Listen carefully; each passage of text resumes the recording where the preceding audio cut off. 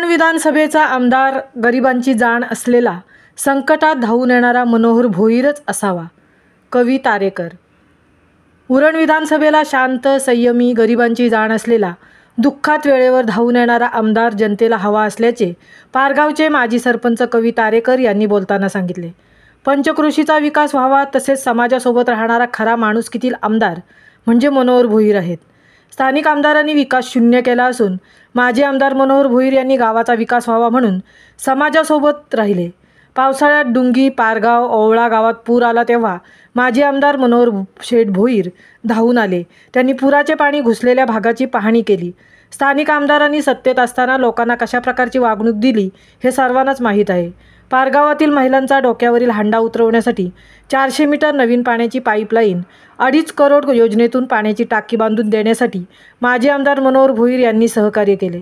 दरम्यान उरण विधानसभा मतदारसंघात महाविकास आघाडीचे उमेदवार मनोहर भोईर यांच्या प्रचारार्थ पारगाव येथील श्री हनुमान मंदिरात दर्शन घेऊन प्रचाराला सुरुवात करण्यात आली. या प्रचारात माजी सरपंच कवी तारेकर, माजी उपसरपंच सुशील तारेकर, माजी उपसरपंच कन्हैया पाटील, वडगर उपविभाग प्रमुख अमित म्हात्रे, विवेक मोकल, विनायक पाटील आदींसह महाविकास आघाडीचे पदाधिकारी व कार्यकर्ते मोठ्या संख्येने उपस्थित होते.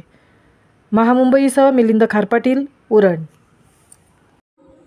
190 मतदारसंघ उरण मतदारसंघातून जवळजवळ 16 उमेदवार निवडणुकीत उभे आहेत. पण याच्यात प्रामुख्याने विचार केला तर BJPचे मनीष बालदी असतील आणि महाविकास आघाडीचे मनोहर भोईर असतील आणि इमर्जन्सीमध्ये उभे राहिलेले अचानक शेकापचे आपले प्रीतम मंत्री असतील.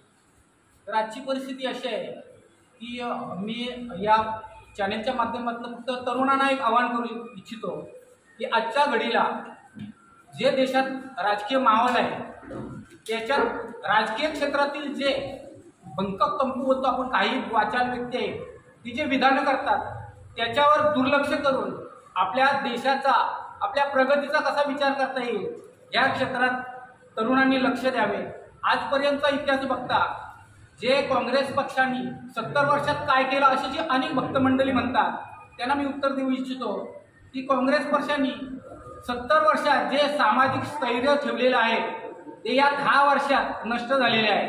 म्हणून माझी तरुणांना विनंती आहे, तुम्ही तुमच्या शिक्षणावर, तुम्ही तुमच्या करिअरवर भर द्या आणि जे भडकाऊ कोणी जातीय किंवा धार्मिक दंगली भडकवण्यासाठी जे एक भाषण करतात एक जातं कसं त्याच्याकडे दुर्लक्ष करा आणि आपल्या भविष्यासाठी जे निश्चित ठोस काम करणार आहे असे जे पक्ष आहेत त्यांची निवड करा.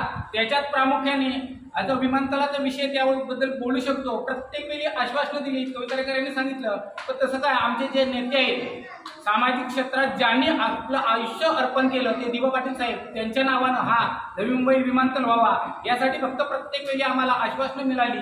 तर आम्हाला इथं असं वाटतंय हे जर पूर्ण विमानतळाला लोकनेते दिवा पाटील नाव मिळायचं असेल तर आपली जी महाविकास आघाडी आहे त्या पक्षाचे उमेदवार जेवढे असतील त्या प्रत्येक उमेदवाराला निवडून देऊन आपल्या हक्काचं जे नाव आहे लोकनेते दिवा पाटील साहेब यांचा हा विमानतळाचा बोर्ड इथं लावूया आणि तरुणांची जी बेरोजगारी वाढलेली आहे त्यांना रोजगार कसे उपलब्ध होतील त्यासाठी प्रयत्न करूया आणि जो सामाजिक अस्तरीय या 10 वर्षात आपल्या सगळीकडे बघतो अनेक जातीय धार्मिक दंगली होतात आणि याच्यामुळे देशाच्या विकासाला कुठेतरी बाधा निर्माण होते.